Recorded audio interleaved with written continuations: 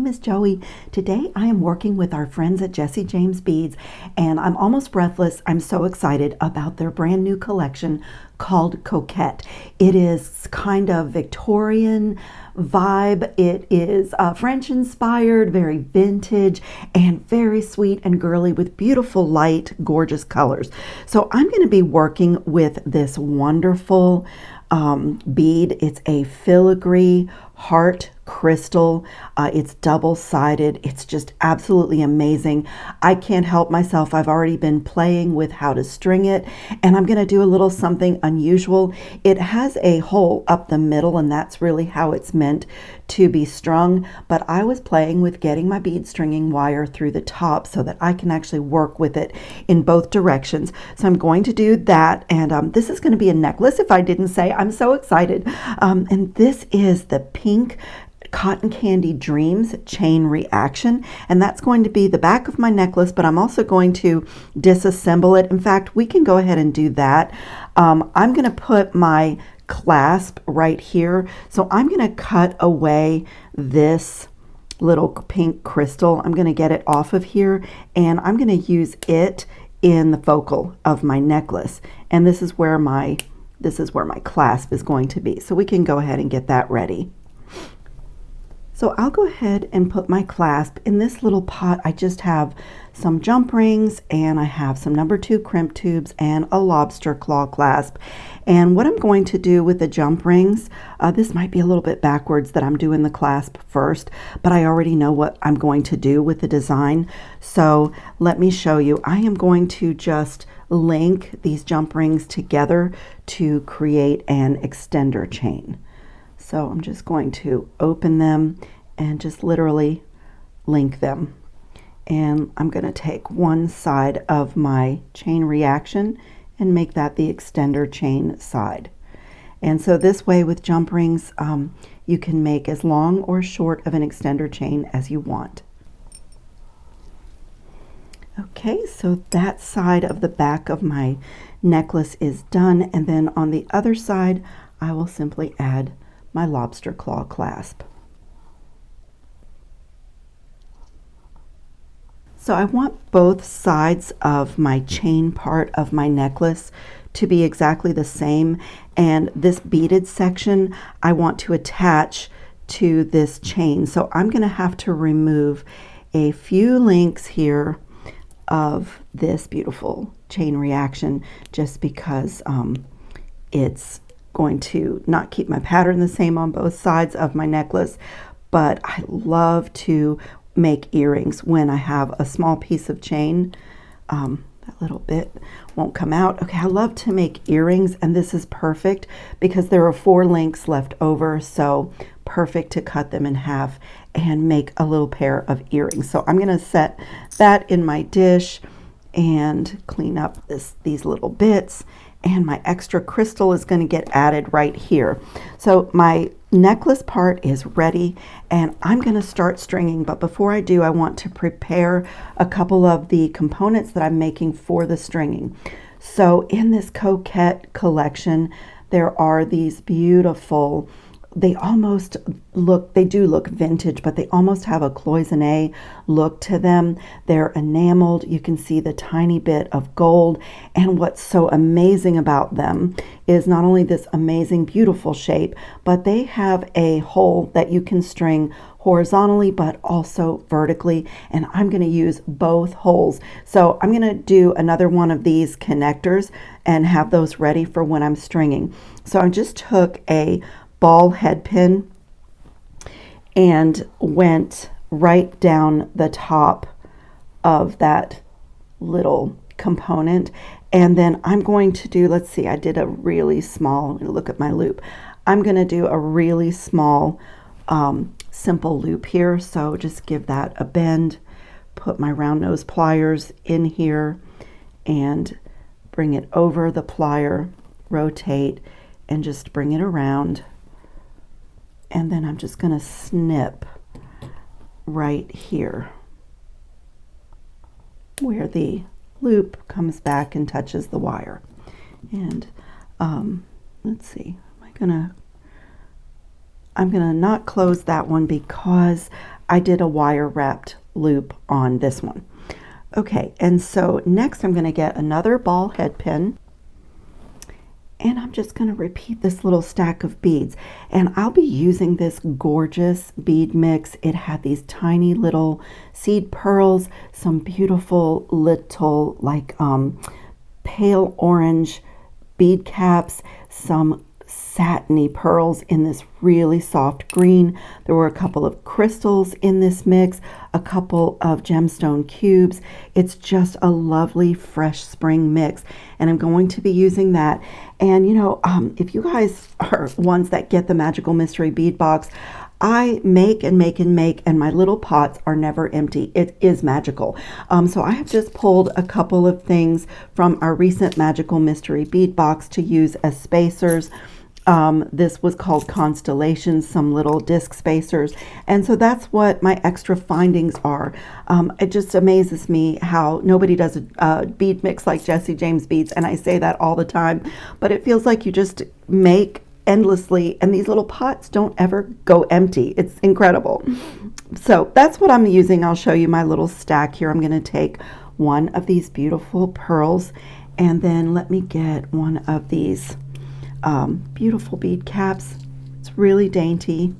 This was from our Degas Magical Mystery Bead Box a couple months ago. And I'm going to face that bead cap down, and I'm going to do a little wire wrapped loop here.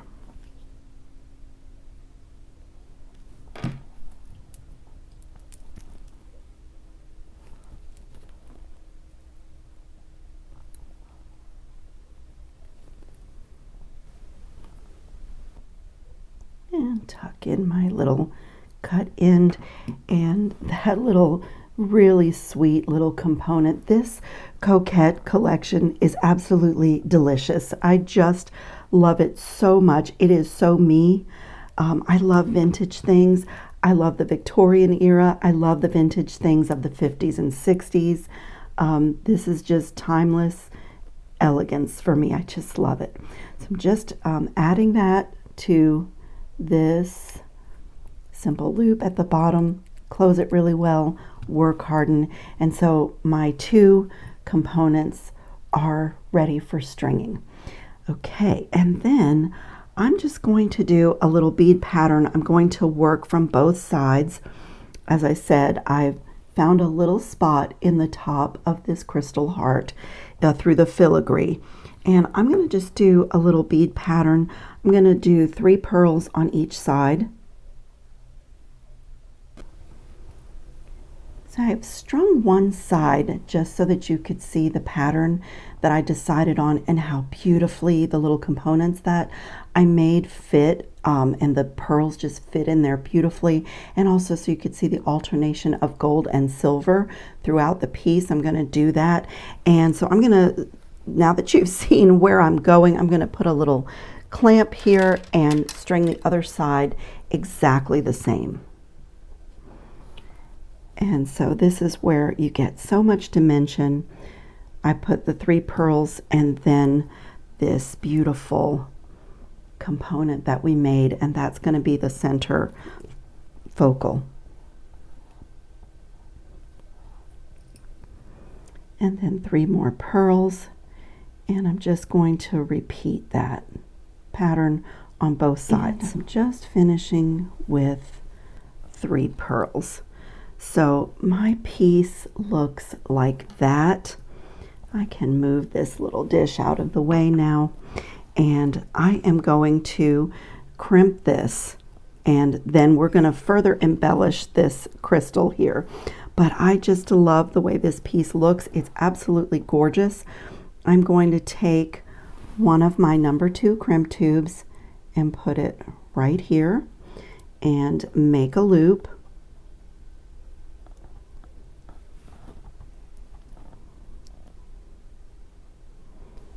And on the first side, I don't need to worry about my spacing, just get my loop in there. If I didn't mention, I'm using 19 strand silver bead stringing wire. 49 strand would work here, anything that you have. But I did like the silver. I just think it kind of disappears and it becomes part of the design. So I'm going to use my magical crimping plier here.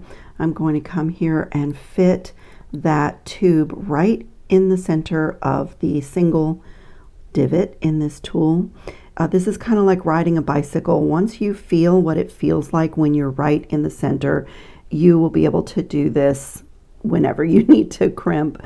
So that is pretty good. I'm going to close the tool, and then I've made a little square and pinched the 4 corners, and now I'm going to do the same thing in the opposite direction. Just make sure that I feel it just went right in the center, and now close it again, and now just maintain the position of your crimp tube and go around a few times, opening and closing your tool. And when you take this away, you have this beautiful, perfect little bead that looks a little bit like an 11-0 seed bead. I love this because a non-jewelry maker cannot tell how this piece is held together with the magical crimping plier. And I'm just going to snip and do the same thing on this side, only this time I do want to pay attention not to be too push it down too tight or make it too rigid. It's a good idea not to crimp in a straight line, kind of let things be curved. So I'm just going to repeat the exact same thing on this end. Crimp tube, make a loop, and crimp. Just make sure it's nice and loose before I crimp, and also that I got my loops pretty close to the same size.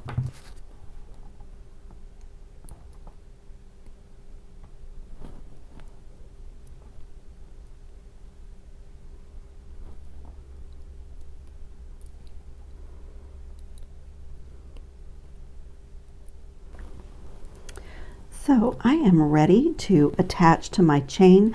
I'm going to take 2 more of the jump rings that I did in the back and just attach this to the bottom of the chain. And the fun thing about this design is that I use the full length of my chain reaction, my pink cotton candy dreams, but you could adjust this to make this more of a choker style.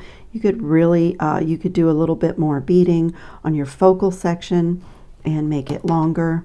It's very, very adjustable to your personal style.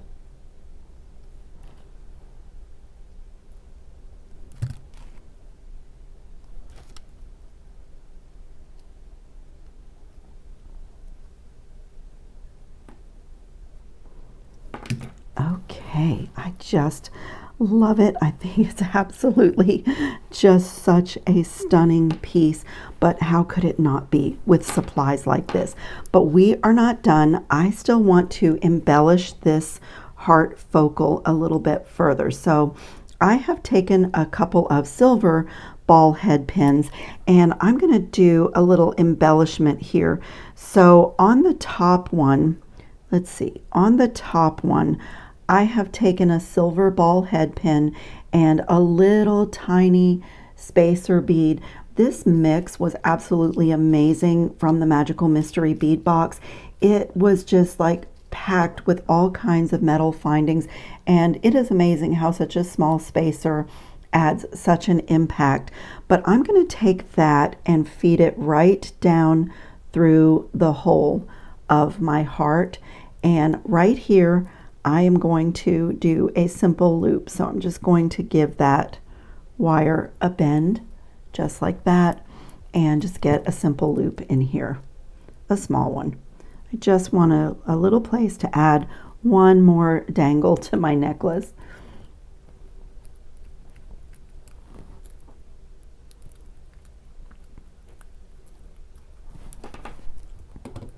So I made that little loop, and I'm just going to come right here and snip right where it meets the other wire. And now I'm going to play with a little stack. I'm going to use this one crystal that I removed from my chain reaction and play with a little gold and silver mix. Let's see if I want to do this little flower at the bottom, just alternating gold and silver as I have done through the whole piece. Let's see. That is perfection. And I have one more of those little spacer beads that's at the top. It's amazing how small they are, but they add so much. And I think I'm also going to add a pearl just to keep everything going. That is so pretty. And then same thing here. Well, here I think I'll do a wire wrapped loop. So just get a hold of my wire, give it a 90-degree bend, put my round nose pliers in, bring that wire over the top barrel, rotate my pliers, bring that wire around, just make sure that loop is centered on my stack of beads, and then wrap down to my beads. So get a hold of that loop and just wrap right down to my beads.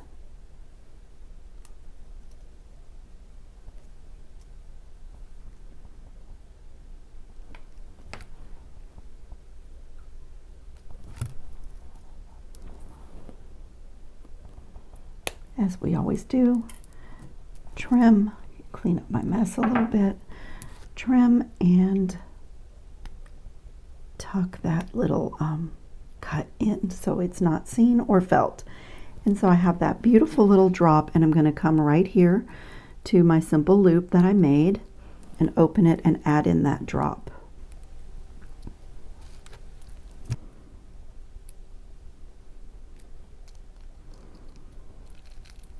Make sure that loop is closed really well, and I like to open and close my pliers with a little bit of force to work harden things.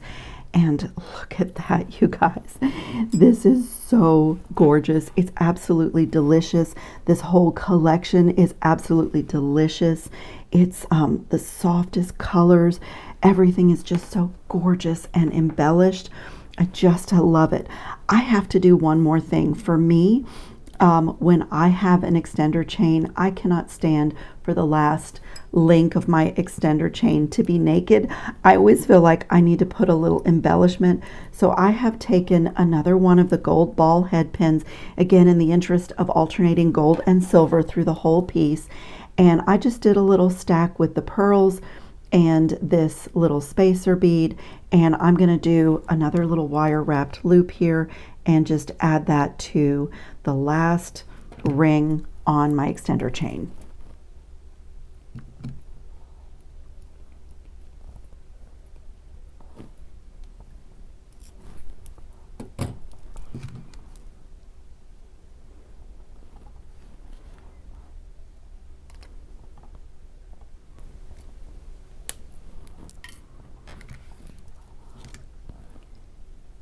Same thing, just tuck that little cut end, and it is just so sweet. And you know, these little details really add quality to our work.